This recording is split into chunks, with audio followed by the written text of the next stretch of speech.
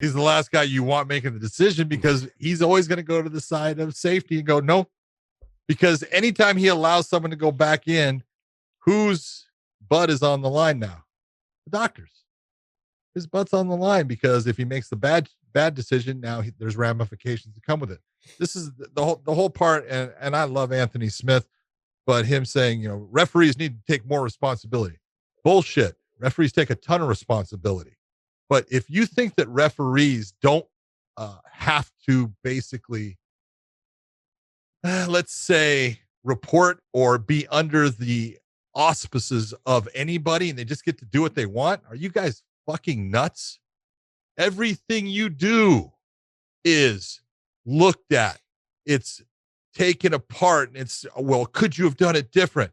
And when it comes to athletic commissions, there is a specific way that in combat sports, things have been done.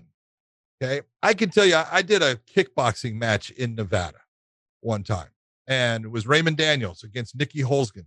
And Raymond gets a cut in his eyelid. And the cut in his eyelid is so the point where when he closes his eye, you can see his eyeball through it. All right. That's a bad cut because the eyelid is real thin skin and it's hard for the doctors to fix it. And they always want to, hey, you get a cut in the eyelid, if you get a cut in the tear duct, we are stopping the fight. It becomes problematic for the fighter based upon the way we stitch it. We can actually, if we don't stitch it correctly, if the cut gets too bad, we can stitch to the point where now it becomes a bump on the fighter's eye and he gets an eye problem. There's all these things that happen that people don't think about. And so I've stopped the fight. I tried to let Raymond go to a certain point. Finally, I said, that's it. I just stopped it without the doctor coming in. Okay. So I took responsibility like Anthony Smith. I got reamed. Okay. Hey, at least bring the doctor and let him look at it. I said, Doc, what were you going to say? That fight's over. So he looks at me and goes, oh, the fight was definitely over. It doesn't matter. We have a certain standard and we go with this system. And we want you to bring the doctor in so the doctor can look. Okay. And so there are these systems put in place. And when you're sitting there saying that, oh, the referee in Aljamain Sterling's place or even in tonight with Darren Stewart, oh, the referee should just look at him and go, oh, no, fight's over. And we're going to go to either the cards, I'm going to go to a DQ or I'm going to go to a no contest. No. Sorry, that is not what the athletic commissions, that's not what the promoters, and that's not what most fighters want to have happen because they're not going to be happy with the results most of the time.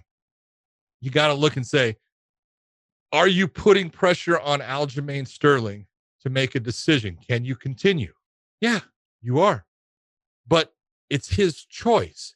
And it's not the fact that, oh, if you give him that choice and he says, no, I can't, oh, now he's a coward. No, you can't look at it that way. It's a matter of, if I don't give him the choice, now I just took away his ability to stay in the fight when he wants to. It's not reasonable. You have to make sure that you are being as fair as you can be to the fighters. Now, the one difference you're going to see is, look at what happened with Aljamain Sterling against Peter Yan, and look at what happened with Eric Anders and Darren Stewart tonight. And just like I had said before, I would not have DQ'd Peter Yan. What you saw tonight was exactly what I'm talking about. Now, that was different in the fact that this one was in the first round.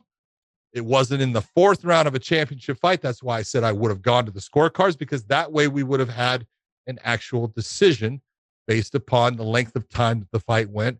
And in this one tonight, Herb couldn't do that, going the fact that it was 4 minutes and 37 seconds of only the first round. The only thing he can do is say that I'm going to DQ Eric Anders and Darren Stewart gets the win, or he can make it a no contest. So then did the ref with Aljo, did he make a mistake by saying it was intentional? No, he didn't. Well, all right. He was well within his right to make the call that he made. The one mistake that I will tell you that he made, and this is because he hasn't been in these positions before. It's different, Josh. All these people out there think they know shit. They don't know dick.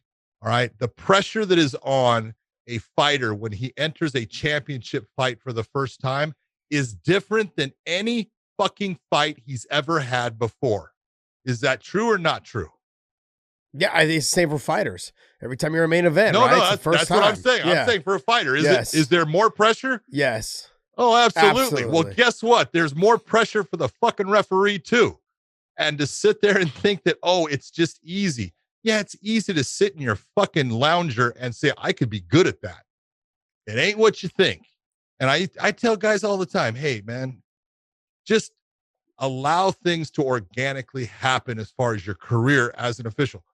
Don't try to put yourself in positions where you're getting somewhere before you're ready. Be careful what you wish for, because when you wish for these things and you push to make them happen and they happen, they normally don't end up finishing off the way you want. Yeah.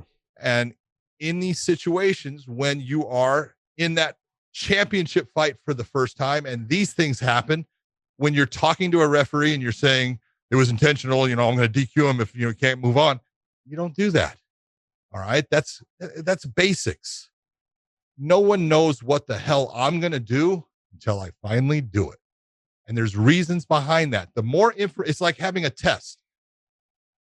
The more information you get, are you going to be better off in making a decision, or are you going to be worse off? You're going to be better off. Information, knowledge is key. Well, I'm going to get all of that information I can get, or all the knowledge I need on the situation I have and where I can go. And then I'll make the best decision for the fighters, for the promotion, for the fans, and especially for the sport of MMA.